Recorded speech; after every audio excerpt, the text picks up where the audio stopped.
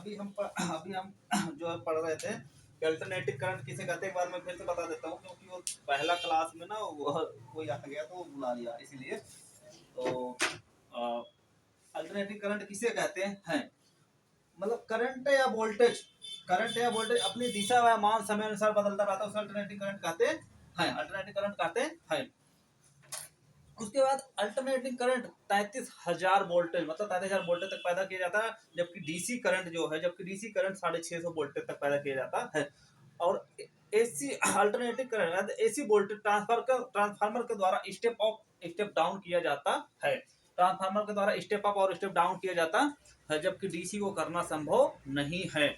और AC generator या AC motor उच्च क्षमता की बनाई जा सकती है, लेकिन डीसी कम्यूटेटर के द्वारा बनाना संभव नहीं है। इतना पढ़े। तो उसके बाद अपना इसी में बताने जा रहे थे हम कि अल्टरनेटिव मतलब वोल्टेज का मान बढ़ा के और धारा का मान कम कर लिया जाता है, जिससे कंडक्टर आदि का साइज कम हो जाता है। नोट में लिख लो करंट का मान, लिखो वोल्टेज का मान एसी सर्किट में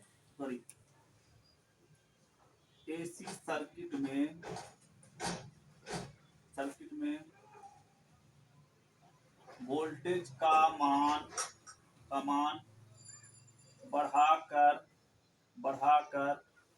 करंट के मान को कम कर लिया जाता है, बढ़ाकर करंट का मान कम कर लिया जाता है, करंट का मान कम कर लिया जाता है, जिससे कंडक्टर आदि का साइज कम हो जाता है, कंडक्टर का साइज कम हो जाता है, जिससे कंडक्टर का साइज कम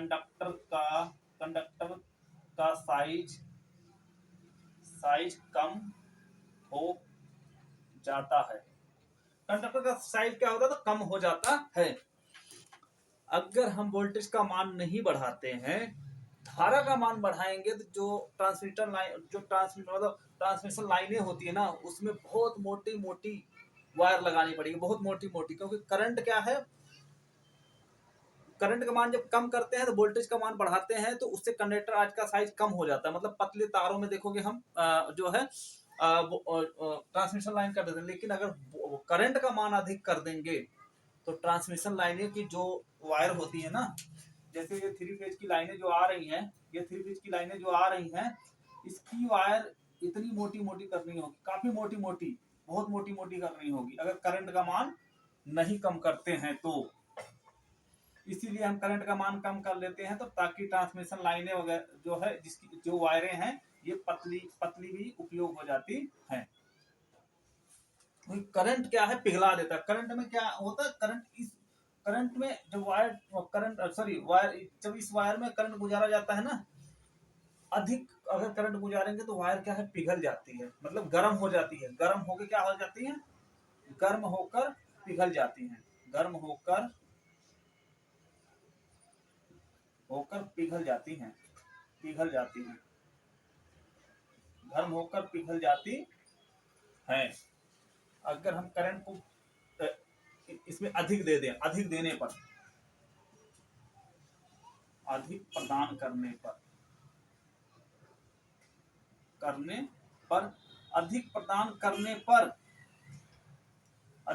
करने पर गर्म होकर पिघल जाती हैं, अगर अधिक करंट दे दे तो। इसीलिए ट्रांसमिशन लाइनें जो है पतली वायर का प्रयोग कर लेते हैं कि वोल्टेज का मान क्या होता है, वोल्टेज का मान अधिक और धारा का मान कम किया जाता है ट्रांसमिशन लाइनों में।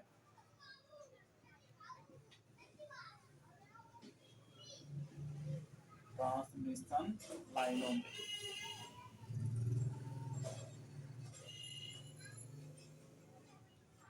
लाइनों में और इसमें देख लो एसी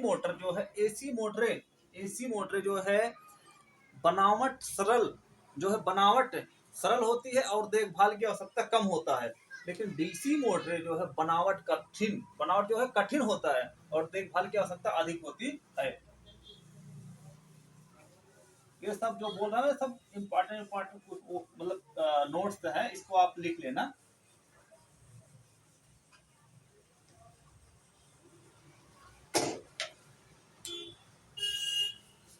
इतने अधिक मतलब जो है अब ये जो है एसी का इतना अधिक उपयोग है, उसके बाद डीसी का उपयोग, डीसी डीसी किसे कहते हैं, डीसी का फिर उपयोग बताते हैं। जो डीसी है कि हाँ एक चीज बताना भूल गया, एसी चलो बता देते हैं। एसी में क्या होता है, फ्रीक्वेंसी होता है। एसी में फ्रीक्वेंसी होता है, डीसी में फ्रीक्वेंसी जीरो। पहला नंबर डीसी में फ्रीक्वेंसी जीरो। डीसी में क्या होता है, फ्रीक्वेंसी जीरो। और डीसी किसे कहते हैं, डीसी किसे कहते हैं, इसका मान, मान व दिशा, दिशा व मान, दिशा व मान सदैव नियत, मतलब कोई परिवर्तन नहीं होता, नियत। क्या होता, नियत। दिशा व मान सदैव नियत होता है। क्योंकि डीसी में क्या है, फ्रीक्वेंसी, फ्रीक्वेंसी जीरो। डीसी में एफ बराबर जीरो, एफ बराबर जीरो। फ्रीक्वेंसी नहीं होती, फ्रीक्वेंसी नहीं होती, नहीं होता है, फ्रीक्वेंसी नहीं होता, डीसी में फ्रीक्वेंसी नहीं होता है।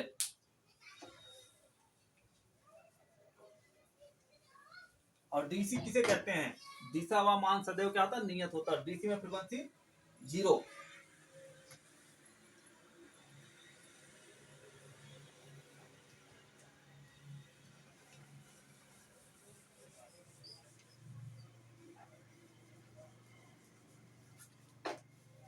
और डीसी का उपयोग, डीसी का उपयोग, उपयोग बैटरी चार्जर, क्या है, बैटरी, बैटरी चार्ज, चार्जर के लिए, बैटरी चार्ज के लिए। डीसी का उपयोग बैटरी चार्जिंग के लिए, चार्जिंग मतलब बैटरी क्या क्या आता है, चार्जिंग करते हैं ना, चार्जिंग, चार्जिंग के लिए, बैटरी चार्जिंग के लिए पहला। और दूसरा है इलेक्ट्रोप्लेटिंग के लिए, इलेक्ट्रोप्लेटिंग, इलेक्ट्रोप्लेटिंग के लिए, इलेक्ट्रोप्लेटिंग के लिए, बैटरी चार्जिंग के लिए, इलेक्ट्रोप्लेटिंग के लिए। और ट्रैक्शन कार्यों के लिए भी डीसी का प्रयोग करते हैं। तीसरा है वो डाल लो, ट्रैक्शन कार्यों के लिए, ट्रैक्शन कार्यों के लिए, ट्रैक्शन,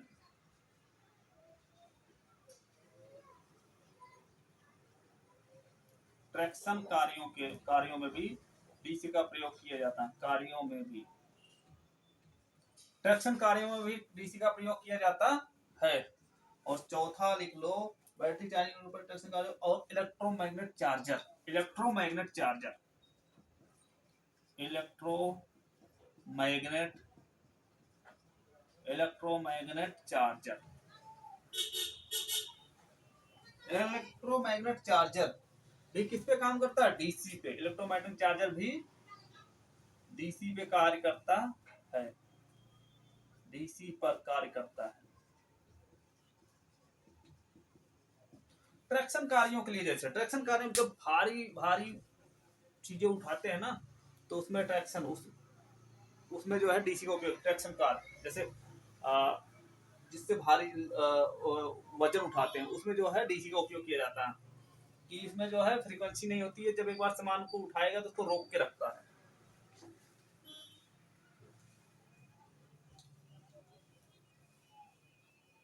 और इसी में साथ के साथ यहाँ पे भी लिख लो, फ्रीक्वेंसी बराबर जीरो, फ्रीक्वेंसी बराबर जीरो।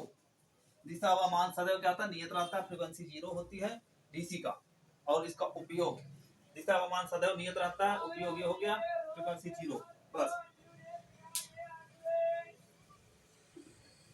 और वोल्टेज 650 वोल्ट से अधिक नहीं पैदा किया जाता डीसी को।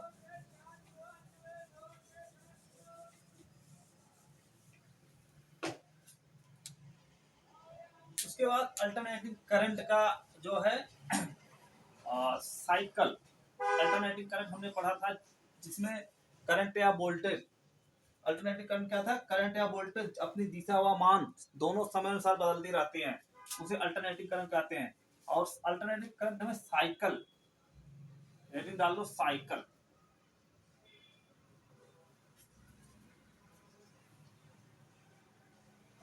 साइकिल यानी चक्र, क्या है, चक्र, साइकिल यानी चक्र।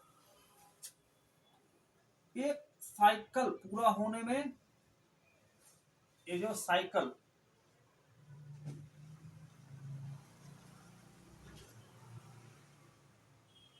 90, 180, 270, 360 अंश, 180 है ये, 180 अंश, 90 अंश, 360 अंश। साइकिल किसे कहते हैं, साइकिल एक चक्र को पूरा, जैसे अपने जो है ये कहता है कि अल्टरनेटिंग मात्रा, जैसे जो अल्टरनेटिंग की मात्रा हो है, एक साइकिल, एक संपूर्ण साइकिल में, एक संपूर्ण अपनी अपनी दिशा और मान के परिवर्तन को ही साइकिल कहता, अपनी दिशा और मान में परिवर्तन ही एक साइकिल कहलाता। अपनी अपनी दिशा और मान, अल्टरनेटिंग मात्रा अपनी दिशा और मान में संपूर्ण परिवर्तन ही क्या कहता, साइकिल कहलाता है। अल्टरनेटिंग मात्रा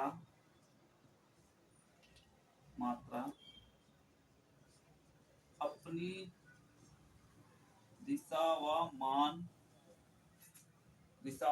में संपूर्ण दिशा व मान में एक संपूर्ण परिवर्तन ही, मान में एक संपूर्ण परिवर्तन ही क्या कहलाता, साइकिल कहलाता है, साइकिल कहलाता,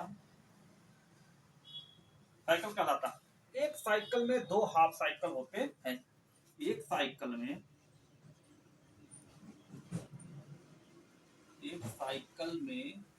दो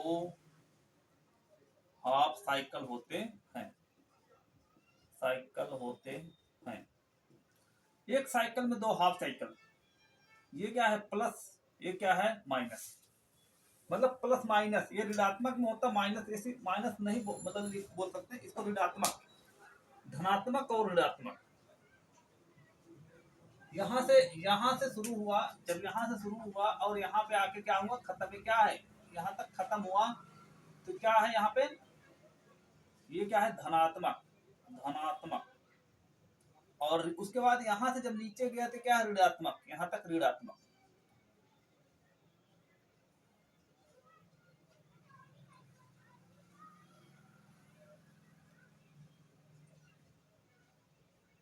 ऋणात्मक क्या है, ऋणात्मक, धनात्मक और ऋणात्मक। एक साइकिल में दो हाफ साइकिल, पहला साइकिल, पहला कौन सा हुआ, ये हुआ पहला, और दूसरा क्या, ये हुआ पहला साइकिल, ये हुआ, दूसरा कौन साइकिल हुआ, ये हुआ। एक साइकिल में दो हाफ साइकिल होते हैं, साइकिल। उसके बाद अपना है पीरियोडिक टाइम, मतलब समय, समय मतलब आवर्तकाल, मतलब एक साइकिल को पूरा होने में जो समय लगता है, इसी को कहते हैं आवर्तकाल, यानी समय, आवर्तकाल, समय अंतराल, पीरियोडिक टाइम। यहां पे लिखते हैं हम पीरियोडिक टाइम, ये हेडिंग होता, पीरियोडिक, पीरियोडिक टाइम, आवर्तकाल,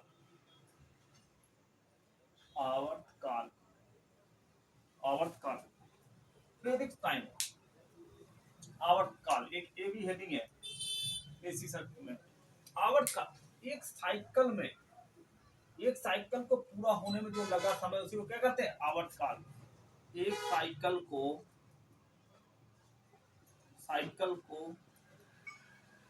पूरा होने में लगा समय समय आवर्तकाल कहलाता है। लगा समय आवर्तकाल आवर्तकाल कहलाता है, यानी पीरियोडिक टाइम आवर्तकाल कहते हैं या कहलाता है। आवर्तकाल कहलाता है यानी पीरियोडिक टाइम।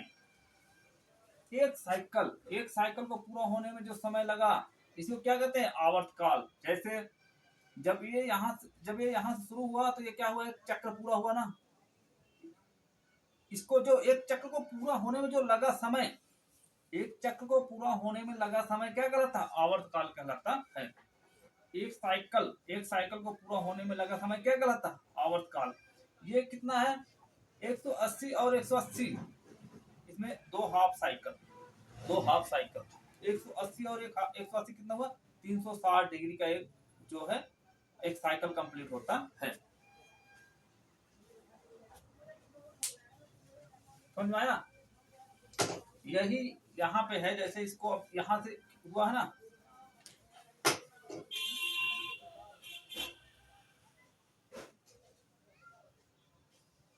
यही है ना, यहाँ से जब यहाँ से घूमेगा तो ये कितना हुआ? 180 डिग्री, ये कितना? 180 360 डिग्री का एक चक्र, 360 डिग्री का क्या हुआ? चक्र कंप्लीट हुआ। 360 डिग्री का क्या हुआ? चक्र कंप्लीट हुआ। तो इसी एक साइकिल को पूरा होने में जो समय लगा उसी क्या कहते हैं? आवर्तकाल कहते हैं। एक गोला, मतलब एक गोला को, एक चक्र को पूरा होने में जो समय लगा उसी को क्या कहते हैं? आवर्तकाल कहते हैं।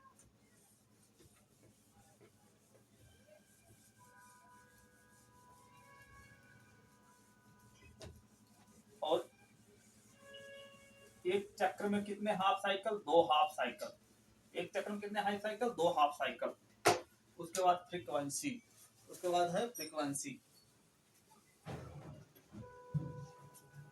फ्रीक्वेंसी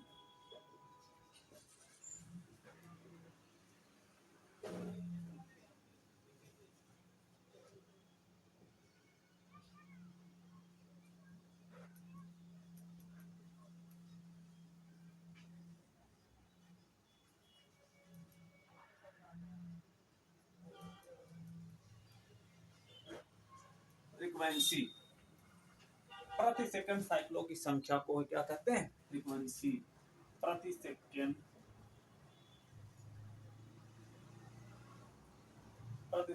साइकिल की संख्या, साइकिल की संख्या को क्या कहते हैं? फ्रीक्वेंसी कहते हैं। फ्रीक्वेंसी कहते हैं फ्रीक्वेंसी कहते हैं। एक साइकिल को पूरा होने में जो समय, एक प्रति सेकंड साइकिलों की संख्या, एक सेकंड में जो साइकिल कंप्लीट होती है उसे क्या कहते हैं? फ्रीक्वेंसी कहते हैं। एक साइकिल में प्रति सेकंड साइकिलों की संख्या, एक साइकिल में जो एक साइकिल में प्रति सेकंड साइकिलों की संख्या, मतलब एक सेकंड में जो चक्र कंप्लीट होते हैं उसे क्या कहते हैं? फ्रीक्वेंसी कहते हैं। प्रति सेकंड साइकिलों की संख्या, मतलब एक, और इसकी इकाई क्या होती है? हर्ट्ज। हर्ट्ज इसकी इकाई हर्ट्ज, या साइकिल प्रति सेकंड, या साइकिल प्रति सेकंड, साइकिल प्रति सेकंड, साइकिल प्रति सेकंड, साइकिल प्रति सेकंड C/S। साइकिल प्रति सेकंड, साइकिल प्रति सेकंड, इसकी इकाई क्या है? साइकिल प्रति सेकंड। प्रति सेकंड साइकिलों की संख्या को फ्रीक्वेंसी कहते हैं। और इसको किससे डिनोट करते हैं? Frequency F। चिन्ह क्या है? F। चिन्ह बराबर F। चिन्ह क्या है? F। इकाई और फ्रीक्वेंसी इकाई हर्ट्ज, हर्ट्ज बोलते हैं। हर्ट्ज, हर्ट्ज या साइकिल प्रति सेकंड, साइकिल प्रति सेकंड, साइकिल प्रति सेकंड। और चिन्ह क्या है इसका? एफ से दर्शाते हैं। किससे दर्शाते हैं? एफ से दर्शाते हैं। फ्रीक्वेंसी किससे दर्शाते हैं? एफ से। एफ से दर्शाते हैं, एफ से दर्शाते हैं।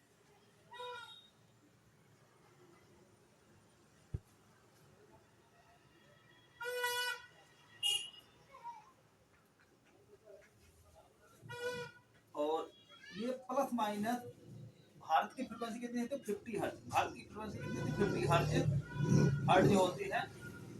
और यह प्लस माइनस, और यह प्लस माइनस 3%, 3% जो है इसके मान में परिवर्तन हो सकता है। प्लस माइनस 3%, 3% में जो है इसके मान में परिवर्तन हो सकता है। किसके? फ्रीक्वेंसी के मान में परिवर्तन हो सकता है। फ्रीक्वेंसी के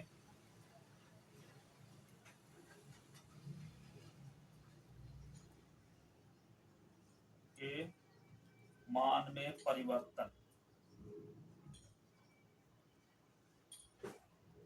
परिवर्तन हो सकता है।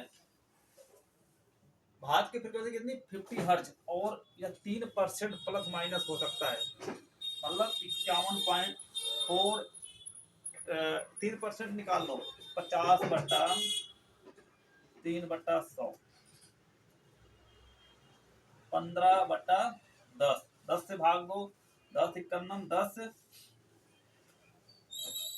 और बच्चा 5.10 मतलब 1.5, 50 में से 1.5 निकाल दो, कितना होगा? 50 माइनस 1.5 बराबर, 50 माइनस 1.5 बराबर कितना हो गया?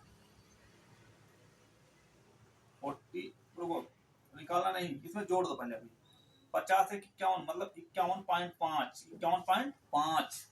और अगर इसको कम करते हैं तो 48.5, मतलब इतना अधिक हो सकता है, इतना अधिक हो सकता है, और इतना कम हो सकता है। बस इतना अधिक हो सकता है, इतना कम हो सकता है।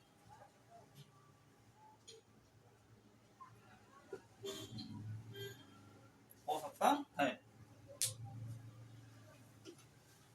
51.5 मतलब 51.5। अगर हम प्लस माइनस 3%, मतलब प्लस माइनस 3% है ना, तो एक बार प्लस कर दो, एक बार माइनस कर दो, एक बार प्लस कर दो, एक बार 50 माइनस 0.1.5 माइनस कर दो, 0.8 आएगा। 0.855 मतलब 1.5 जो है कम हो गया, और 1.5 बढ़ सकता है। बस इतना ही होता है प्लस माइनस 3 भारत की फ्रीक्वेंसी में। भारत की फ्रीक्वेंसी 50 ही होती है, 50 से 51.5 बढ़ जाएगा, मतलब 51.5 हो सकता है, या 48.5 कम, मतलब 48.5 हो सकता है, बस इससे कम नहीं होता।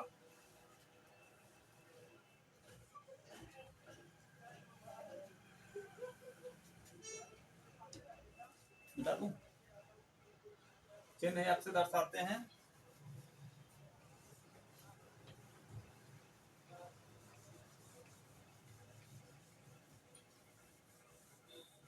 और यह बराबर Pn/120, एफ बराबर फ्रीक्वेंसी बराबर, यानी एफ बराबर Pn/120, यानी फ्रीक्वेंसी पोलों की संख्या और गति, मतलब एन जो है गति, गति पे के समान मतलब निर्भर करती है। फ्रीक्वेंसी पोलों की संख्या, मैं लिख देता हूँ, एफ जो है फ्रीक्वेंसी,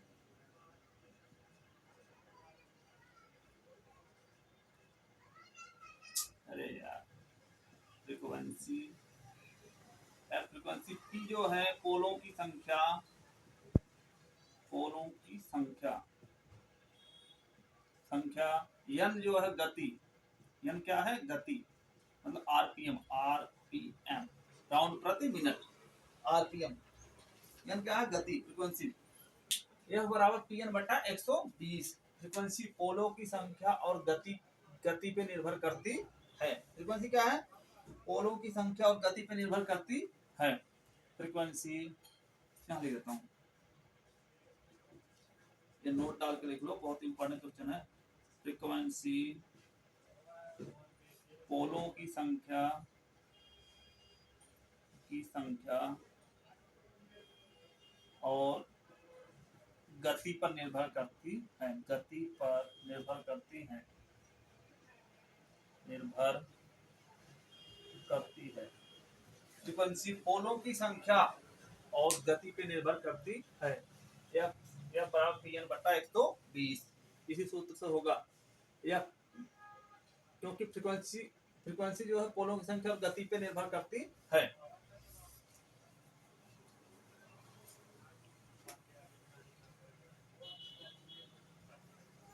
ठीक है, समझ में आया इतना?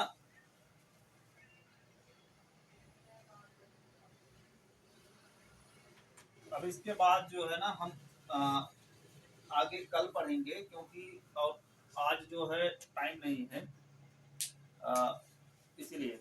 और इसी में थोड़ा सा बता देता हूँ, इसी में फ्रीक्वेंसी में एफ बराबर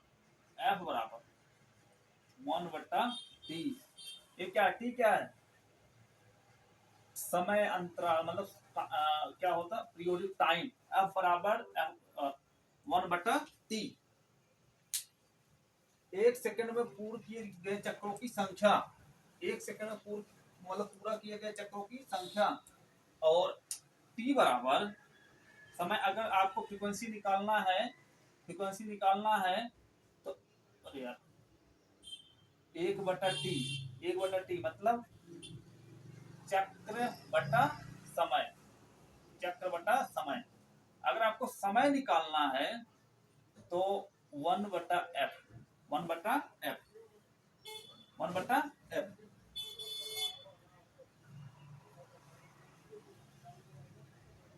चक्र बटा फ्रीक्वेंसी, यानी चक्र बटा फ्रीक्वेंसी।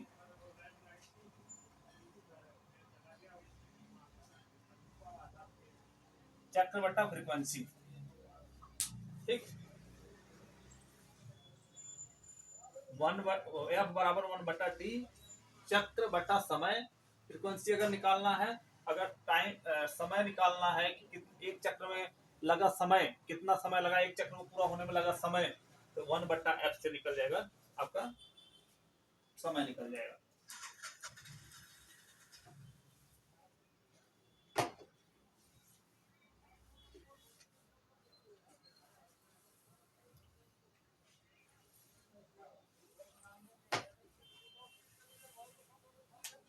और इसी में सिंगल फेज,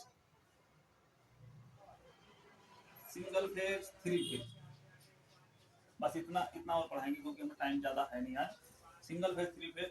सिंगल फेज और न्यूट्रल, लाल कौन सी तार होती है? लाल। और न्यूट्रल किससे होती? काला से, काली वायर, ठीक है। और 3 फेज में RYV।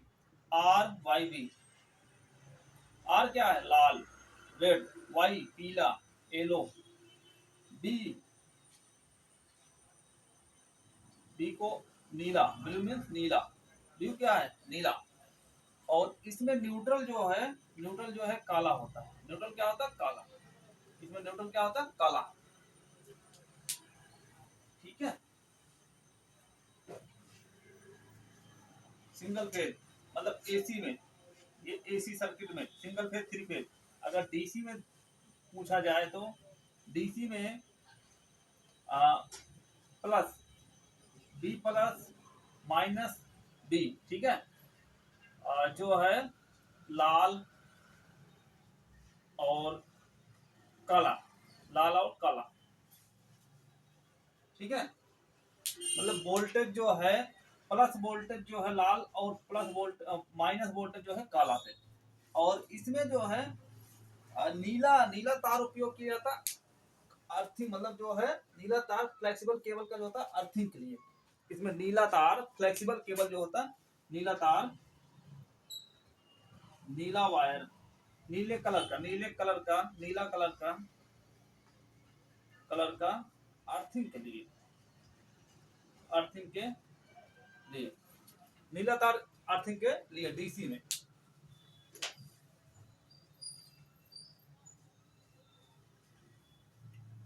उसके बाद बाकी कल पढ़ेंगे।